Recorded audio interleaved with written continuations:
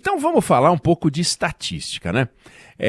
Essa eleição que se avizinha, e como a gente comenta aqui, né? É talvez a primeira eleição que acontece 4 anos depois da eleição anterior, sendo que parece que a gente não parou de falar de eleição ou discutir eleição nenhum dia desde 2018. É uma eleição contínua. Uma coisa muito curiosa. Mas a eleição de 2022 tem uma característica importante, que a gente não pode comparar com a eleição passada de 18 ou com outras eleições que não sejam as que eu vou dizer. É uma eleição que envolve reeleição. A eleição que envolve reeleição é diferente, mas muito diferente da eleição que não envolve reeleição. Mas como assim? Ou alguns vão dizer óbvio? Não. Nem é óbvio, nem é não óbvio. A eleição que envolve reeleição, ela é diferente da eleição que não envolve reeleição, porque quando você não tem reeleição, todos os candidatos se apresentam, em geral, e a gente não teve nenhum candidato que disputou uma eleição sem que seja reeleição, tendo ocupado a presidência da República. É como se agora, por exemplo, na próxima eleição, o Bolsonaro não fosse candidato e só o Lula fosse candidato. Então você teria um ex-presidente disputando uma eleição, sendo que ele estaria buscando uma reeleição, mas não na sequência. Em geral, você teve no Brasil eleições sem o candidato a presidente disputando e eleições em que o candidato a presidente disputou. Nas 3 vezes em que o candidato a presidente disputou, leia-se Fernando Henrique Cardoso, Lula e Dilma, os 3 venceram.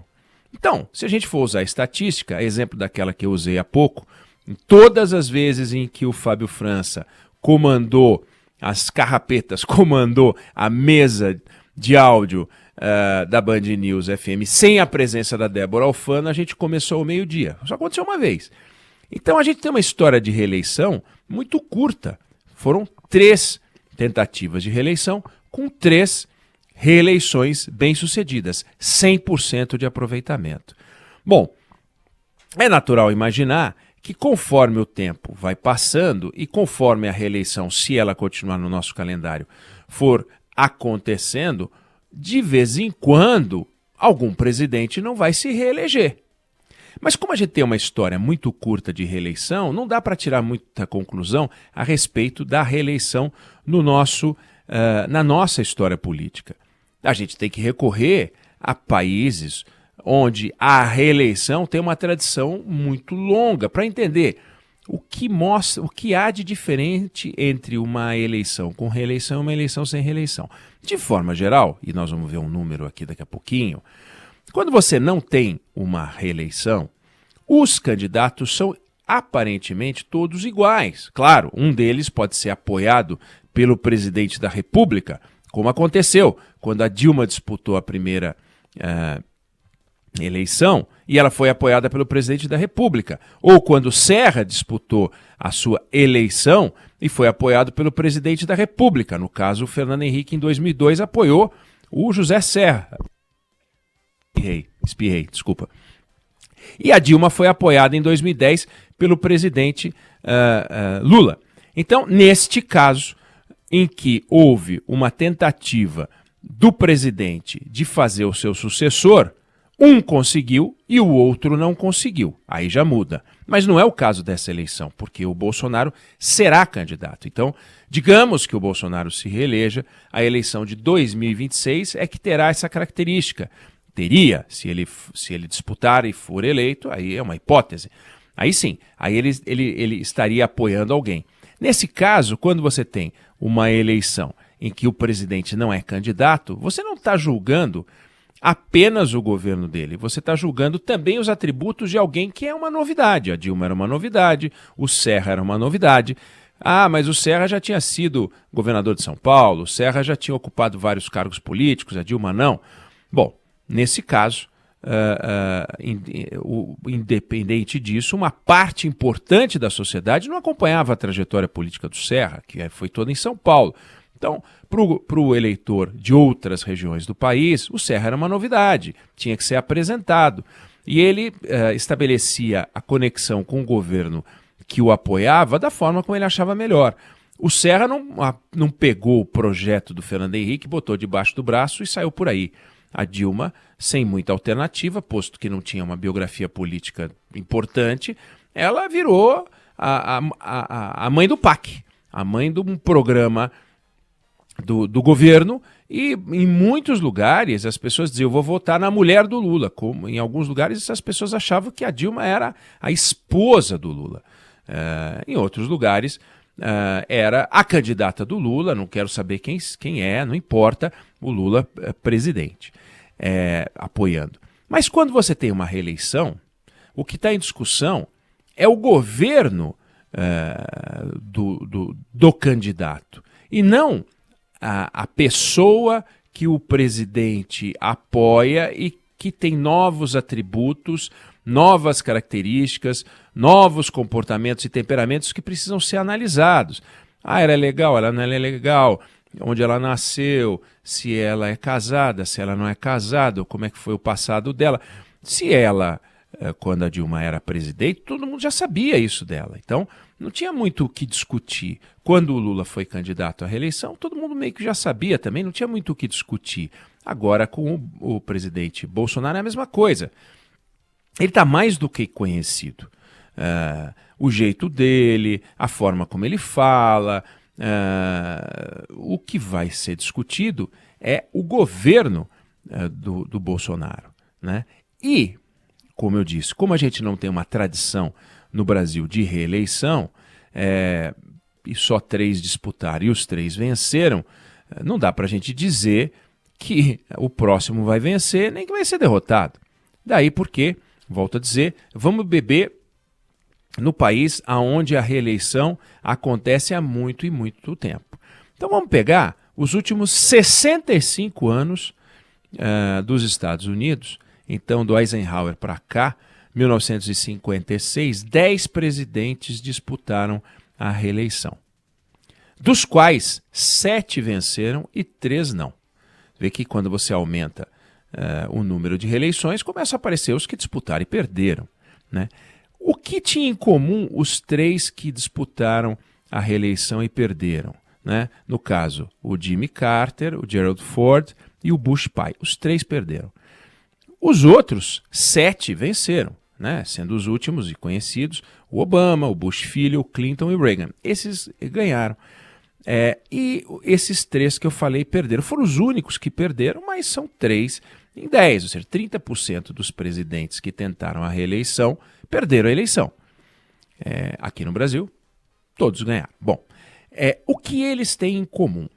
Alguns enfrentaram guerra, outros estavam enfrentando uma crise moral e tal. Eu não estou colocando na conta o Trump, né? Estou colocando até o Trump, porque o Trump tem a pandemia. A pandemia é um negócio específico, diferente. Mas se a gente colocar na pandemia, a gente vai falar que 11 presidentes disputaram a reeleição e 4 perderam, né? Mas vamos ficar na história até o Trump para a gente analisar a pandemia em separado. Nessa matemática, aí há algo em comum entre o Bush pai, o Jimmy Carter e o Gerald Ford. Você pode analisar em particular a situação, a circunstância em que cada um estava, por que aconteceu. Mas em comum é o seguinte: há 6 meses da eleição, nenhum deles tinha mais de 45% de um governo aprovado. Não é o nosso bom e ótimo que a gente costuma fazer, é a aprovação ao modo do governo trabalhar. Nenhum deles passava de 45%. E todos os outros que se reelegeram passavam de 45%. Então, Obama tinha 46% de aprovação a 6 meses do fim, 6 meses da eleição. O Bush filho, 49%. O Clinton, 55%. O Reagan, 54%. Já o Bush pai, 37%. O Jimmy Carter, 32%. E o Gerald Ford, 45%. Esse estava no limite, porque acima de 45% todos se reelegeram. Até 45%, nenhum deles se reelegeu. Olha que curiosidade. Vale essa conta no Brasil? Não sei se vale essa conta no Brasil. Mas se essa conta no Brasil valer, a gente tem os institutos que fazem a matemática do bom e ótimo, fica um pouco complicado. O instituto que tem feito a matemática de aprovação ao governo trabalhar é o Poder Data, que a Band divulga, né, em parceria com eles a cada tempo. Hoje, nos números mais recentes, mostra que o governo Bolsonaro tem 33% de aprovação. Então, nos próximos 4 meses, esse 33 teria que subir para 46. 13 pontos. 13 pontos sobre 33 dá mais ou menos, ele teria que subir 1/3, um pouco mais do que isso. Esse seria o desafio do governo Bolsonaro nos próximos 4 meses, caso valesse no Brasil a regra americana, a chamada regra de ouro americana, que tem valido nas últimas eleições todas em que houve disputa. O Trump não atingiu essa marca também, mas ele estava no meio da pandemia. Não atingiu essa marca. Esse é o dado curioso, ou seja, não importa para o americano se o candidato, se o presidente é mal educado, bem educado, se o presidente fala bonito, fala feio, se o presidente dá muita entrevista, pouca entrevista, agrada a imprensa, não agrada, nada disso importa. Importa se ele atinge esse número ou se ele não atinge esse número. Assim valeu nos Estados Unidos nos últimos 65 anos. Valerá no Brasil? A gente vai saber com o tempo, e nós vamos construindo a nossa estatística. Então, o Fábio inaugurou a estatística de comandar a mesa da Band News FM sem a presença da Débora Alfano uma vez. A hora que tiver a 35ª vez e ele começar ao meio-dia, aí a gente vai poder dizer sim. Em 100% das vezes, em 45% das vezes, em 32% das vezes, a gente vai ter a nossa própria estatística. Por enquanto, o 100% do Fábio não vale muita coisa. E a nossa estatística não ajuda a tirar grandes conclusões. Mas é muito importante que a gente entenda que há, independente do que eu estou falando, uma diferença entre uma eleição disputada com o presidente no meio do jogo e uma eleição disputada com o presidente apoiando alguém fora do jogo, alguém que está chegando agora.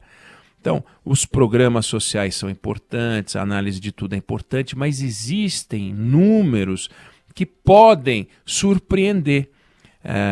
E a gente fica olhando para outros comportamentos e fala, puxa, mas ele não fez um discurso pró-vacina. Bom, mas será que o número de pessoas que acha razoável o discurso do presidente passa ou não passa de 45%? Se passar de 45%, o discurso que ele fez, que se, do ponto de vista científico é absolutamente inaceitável, politicamente, eleitoralmente, pode ter o valor necessário para ele enfrentar a reeleição.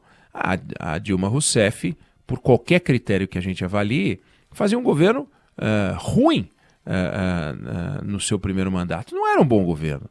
No entanto, as pessoas reelegeram. Como não tinha essa estatística que os americanos acompanham e que o Poder Data, que não fazia, não existia, não fazia esses números, a gente não tem como saber qual era, e não tem nenhum instituto com este dado disponível agora. Podemos até ver, levantar para ver se a gente acha algum. Os grandes institutos ficam no bom e ótimo, somando bom e ótimo. Aí não funciona. Os americanos não usam esse critério para essa conta que eu acabei de dizer. Mas fica aí a curiosidade.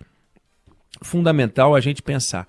É muito diferente a eleição deste ano, que vem, da última eleição, em que não havia uma disputa de reeleição. Nenhum dos candidatos, só se o Temer fosse candidato em 2018 e não era, né? Então não tinha uma reeleição, como não foi em 1989, como não foi em 2002, como não foi em 2010, como não foi em 2018. A deste ano é com reeleição. Vamos acompanhar esses números. Esse é o número que o governo está olhando.